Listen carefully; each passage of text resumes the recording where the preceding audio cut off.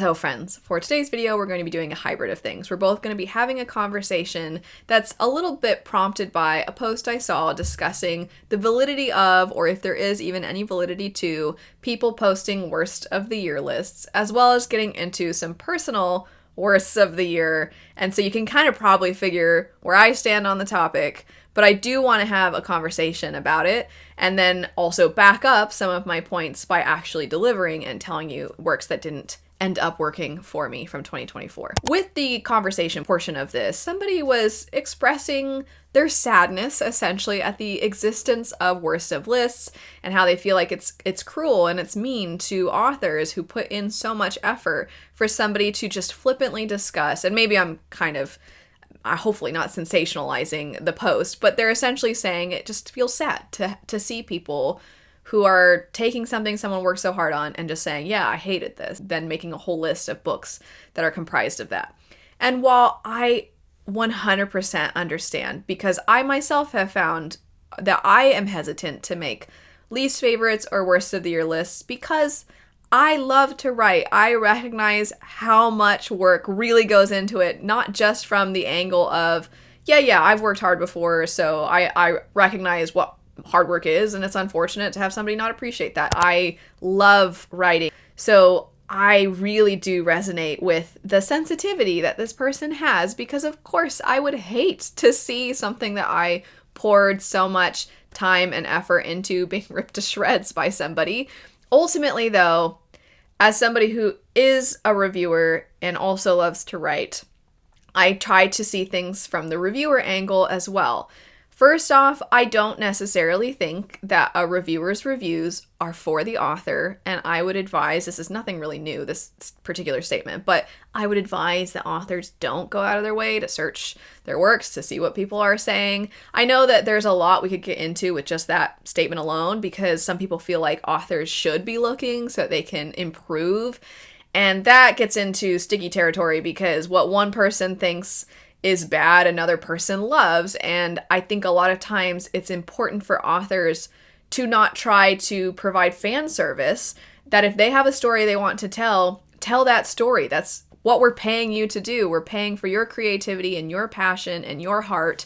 And if it doesn't always work for us, that's fine, because that's entitlement if we expect it to. If we expect everything to be to our liking, then that's unfair to place on any artist of any kind, whether it's an author or if it's somebody who makes music or if it's somebody who paints. Whatever they're doing, there's different styles and there's different tones and there's different themes that resonate with us differently. And sometimes they don't. And I think that's okay to talk about, because even though, yes, no author wants to know that somebody hated, or at least maybe some people do. I don't know. Some people maybe enjoy hearing that people hated something they wrote. But I would say, generally speaking, most authors aren't really eager to see hatred spewed about something that they wrote.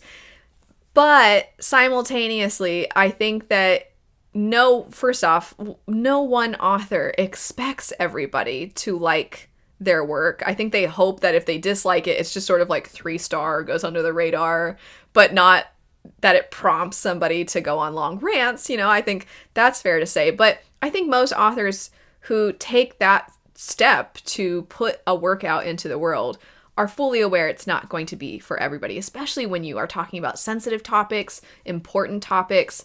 I think that especially has certain reactions in people, some of which they're going to really connect to, other times based off of how they came to that theme in the story and their connection to it. Maybe they won't like how it's represented, or maybe it's just really hard for them to read, whatever the topic may be. But I also will add that because not everything works for everybody, that means that in one person talking about what didn't work for them, that might make it so that somebody else is aware of something that would work for them. As an example, a lot of you know that Fourth Wing isn't something that works for me. It obviously is working for millions of people. And if I talk about why it didn't work for me, somebody else might be like, actually, that sounds like a lot of fun and exactly my cup of tea. That sounds right up my alley. So for people to talk about the things that didn't work for them, that's not inherently a bad thing, nor is it hopefully anyway, it's not an attempt to destroy an author's chances at success. If anything, by talking about what didn't work, there's a higher likelihood that that will then lead to somebody checking that work out than it would if you didn't talk about it at all. Because not that all press is good press, right? Like that whole phrase is not always true all the time. And certainly some people you will see will say, oh, okay, well, now that I know, I'm going to take that off my TBR. And that breaks my heart a little bit too. If I see something and the way that a reviewer is talking about it, maybe I don't really feel like it's representing the work the best. And then as a result of what they've said, I see people leaving those kinds of comments. There is that knee-jerk reaction of like, no, you should check it out for yourself. I can't believe this person has led you astray. I think that instinct is there in a lot of us.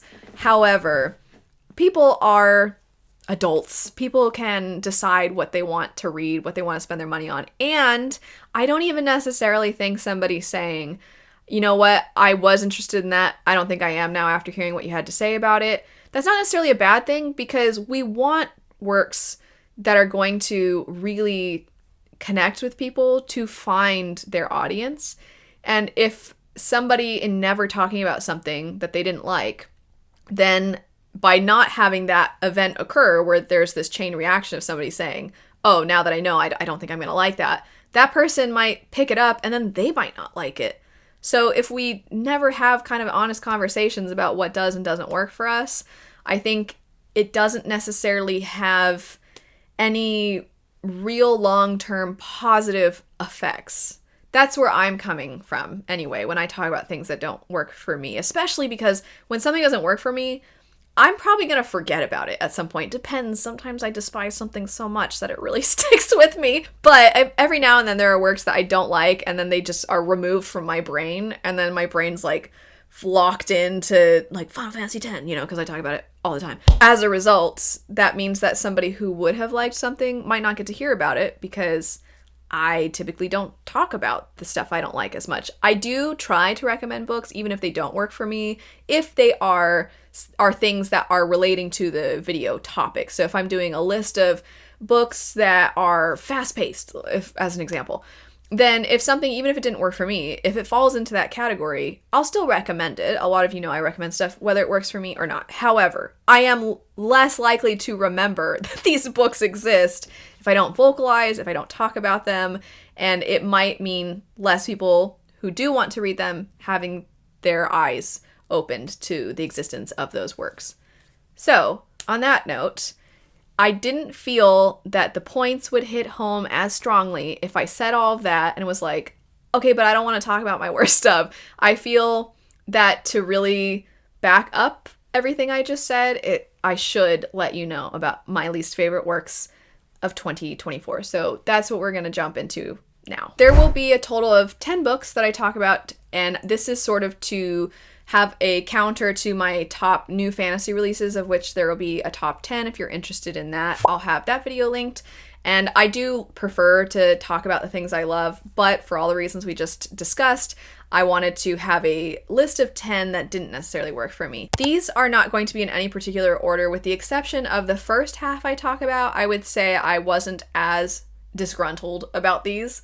And then the latter 5 that I talk about, these are ones that sat with me more. So let's jump into it. Starting with the bottom half, I'm going to list the books off quickly and then I'll go into depth a little bit more. So we have That Time I Got Drunk and Saved a Demon, City of Stardust, Warm Hands of Ghosts, An Education in Malice, and How to Sell a Haunted House, which this one I'm like, I always say when I talk about it, or at least after a while of sitting on it, I think to myself, did I dislike this or did I actually kind of love it? Because I'm aware of what it's doing. It's both paying homage to the horror slasher genre while also completely making fun of it and having satire of it.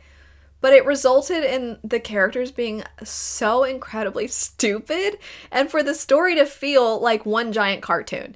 And I think when I went into it, I expected almost like Abercrombie when we talk about things that utilize pieces of a genre, but also are sort of you could almost say being a critique of it or putting a different spin on it. That's sort of what I think of. And for me, I'm so sorry to bring up Abercrombie again, because I realize I bring up Abercrombie in so many videos now, but I did feel like Abercrombie accomplished that while still telling a very compelling story and having the themes really driven home. Whereas in this, I was just constantly like, why are these people so dumb?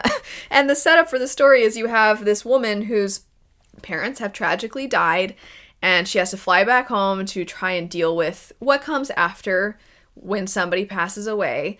And her brother is just so obnoxious. So at first, it's very much rooted in real life and things that I actually really connected with. After my father passed away, I was surprised just how much comes with, especially if you're the one responsible, just how much comes after. And I really resonated with those aspects of the story. And then about halfway into the book, it takes a turn and just becomes so dumb. And I can't not think about those moments because they're kind of funny. And man, if you write something that amuses me, I mean, I do tend to usually like it. However, in this case, I'm like, but they're so stupid. So anyway, How to Sell a Haunted House. That's where that one is. And I think similar things can be said of That Time I Got Drunk and Saved a Demon. The title alone probably reveals that it is somewhat cheeky and silly, but it is, at the end of the day, it's very smutty. So it's kind of taking a lot of stories that are smutty and then it's making fun of them. And I appreciated that, but it didn't work for me. I want a little more plot, and also when it comes to character relationship building, I want to care more about the characters as individuals, and that didn't really provide that. Anyway, City of Stardust, this one, I think more than anything, this one, I was just bummed because I really, really enjoyed how it started, and I didn't necessarily dislike the writing style by any means, and I would read something else by this author. I think what maybe would be the quickest way to describe my feelings for this is it felt like a trilogy's worth of story was cut apart and forced into a standalone. I don't know if this is maybe from pressure from an editor or the publisher to have this author's work be a standalone, but whether it was the author's decision or pressure from publishing, the end result was a story that just didn't quite feel complete enough. Like, we only got bits and pieces, and I felt like there was so much more that we could have done with it. If you're interested in hearing more about any of these, I'll have more in-depth videos in the description bar, as I am going to primarily just be giving an overview. But this one, I would definitely check out something else by this author, because I could see a lot of what this story maybe could have been if it had been fleshed out over the course of a duology or a trilogy. And I think that if the author is given that time, that I could see a really interesting story being told by this author. Next up, Warm Hands of Ghosts. Almost, a similar thing to City of Stardust. I liked aspects of this story. I really appreciated it sounds morbid, but the horrific ways that war affects people. I really appreciated that it didn't shy away from showing that. I actually feel I might have enjoyed this story more if it had just stayed historical fiction, actually, rather than becoming speculative. I think those elements, they just didn't quite click for me. They didn't really, for me, enhance the themes of the story.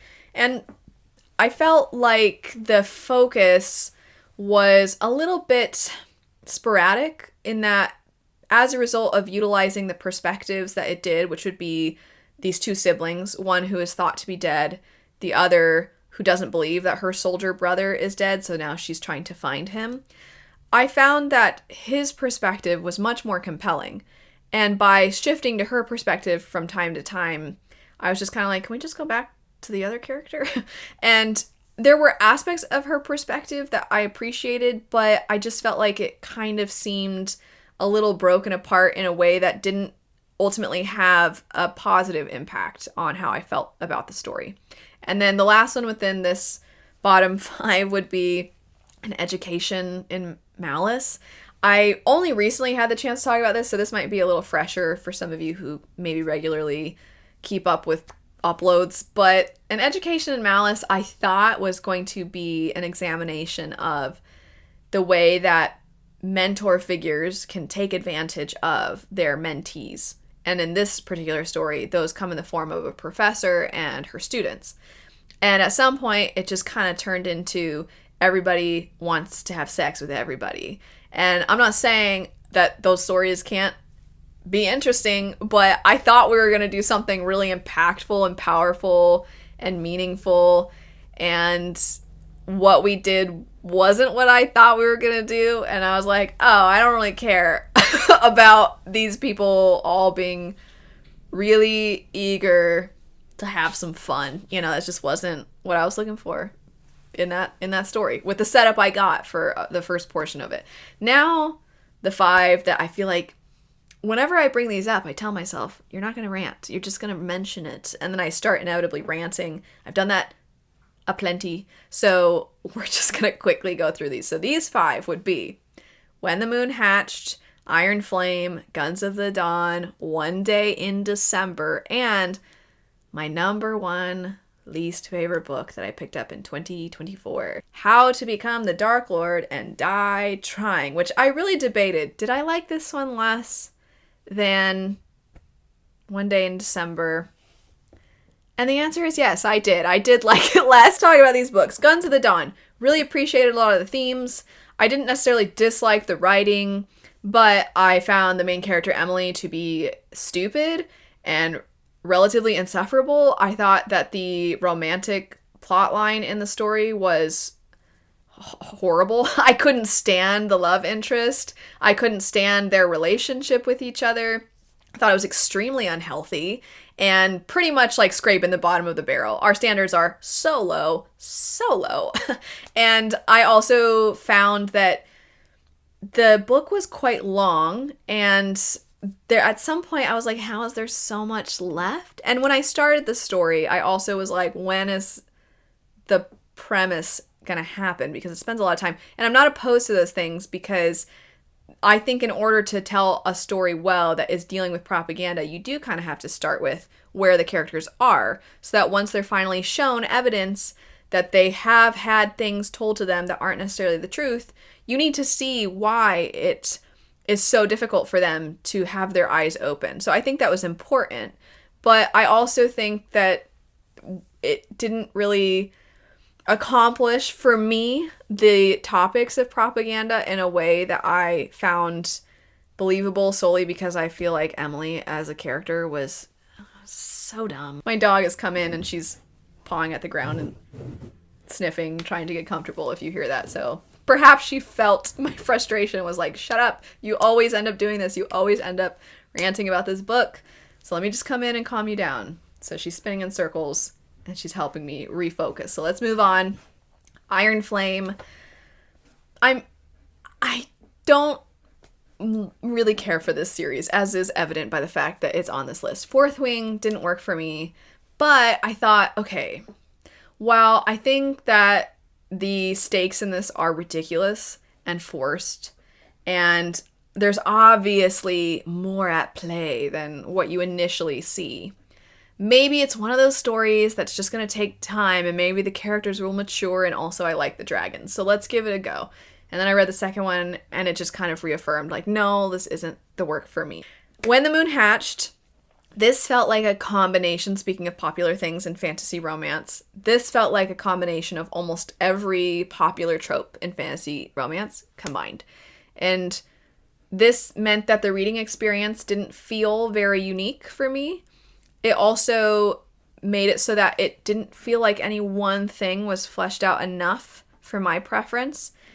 And when kind of going back to the unique factor, it made it kind of predictable, because it did play out in certain ways. If you've read some of the other works, that it feels like maybe were inspirations for this one, or at least maybe it was in the periphery. It just kind of felt like, oh, I know where this is going because I've seen this before. And then it would go in that direction. And you're like, well, I mean, yeah. So it was sort of predictable. I'm sad, though, because I felt like there were pieces of the world building itself that were really unique, and that I wish those things had been given more time, because I think that's really where this would have shined for me. But it's really resonating with a lot of other people. And if you want some of what you see as popular in fantasy romance, but you want it with a more unique and really big fantasy world, then I could see this one being something that you would really, really like. Now for my 2 least favorites. One Day in December. I have spent so much time talking about why this book didn't work for me. And it didn't work for me because it is a ridiculous premise and really stupid characters. So the premise is that we have this woman who looks out a window of a bus and she sees a guy and she's like, oh my gosh, I love him. And then they don't get the chance to meet because she's on a bus and he's not. And she thinks, I have to find this man. So she spends the next year so sad because she can't find him. She's basically depressed. And then at the end of the year, turns out her best friend is dating him. And then you go through about 10 years of these characters' lives being exceptionally insufferable human beings. And she at least kind of grows a little bit. The male love interest is so dumb. I couldn't stand him. He just regresses, becomes less and less likable. I'm like, why should I root for you two again? Why? I couldn't stand it. I couldn't stand it. I despised these characters so much. And then last, How to Become the Dark Lord and Die Trying. I think the reason that this one ends up winning for me over the other is because it had the most annoying character. Pretty much from the first page, I was like, uh-oh, I don't think I can handle a whole book of this character. And I managed to do it, but I was like, never again. They were so obnoxious and so immature, and they were constantly looking at every person and every being and wondering, like, how could I have sex with that being? And also, because it's a creature and not a person, when this happens during sex, this part of them moves funny, or like, oh my gosh, that creature I wouldn't have sex with, but it sure is cute. And then in the middle of a scene of a character that supposedly the protagonist cares very much about, she has this dream of this love interest character being stabbed, and it's like, not in her glorious chest, no. And I was like, come on, there's just no substance to this moron. And yeah, I'm all for, characters enjoying intimacy, that's fine, but also people are more than the body parts that they're made up of, and it's like this character didn't understand that, and it was so frustrating. She was so stupid. There's also footnotes in case she's not immature enough in the narrative. She's like, wait, I have another dumb thought, let me clue you into it. And you're like, why did my eyes have to travel the length of half a page to read whatever dumb drivel came out of your stupid brain? If you like the idea of this Groundhog Day setup where this character has to constantly relive the same thing until they get it right, until they can finally save the day, but for whatever reason they keep failing, and so now they've decided, I'm going to try to be the Dark Lord and see if it goes differently this time. If you like that idea mixed with, in the marketing, they claim that it's like Deadpool, where it's very self-aware, it's breaking the fourth wall all the time. If you like the idea of that, maybe this will work for you. I just found that main character unbearable. And then I got to the end and I'm like, there's no way there's gonna be a sequel? Are you serious? I can't do it. So I'm not doing it. I'm not gonna check out the sequel. Anyway, that's it for my list of books that did not work for me from 2024, as well as a little bit of a conversation about the existence of these sorts of videos. If you are interested in any of the books that I talk about, I will have them linked. If you're interested in more in-depth thoughts, I'll have videos where I go into more in-depth thoughts linked in the description bar as well. If you would like to mention anything that I didn't get into when it comes to the conversation portion of this, or if you'd like to talk about some of these books yourself, feel free to do so. And if you liked these books, feel free to talk about the parts of them that you think are really, really great. I'm sure that would be very appreciated for people that are unsure if they want to check these out or not. But anyway, thanks so much for watching. I hope you have a great rest of your day, and I'll see you later. Bye.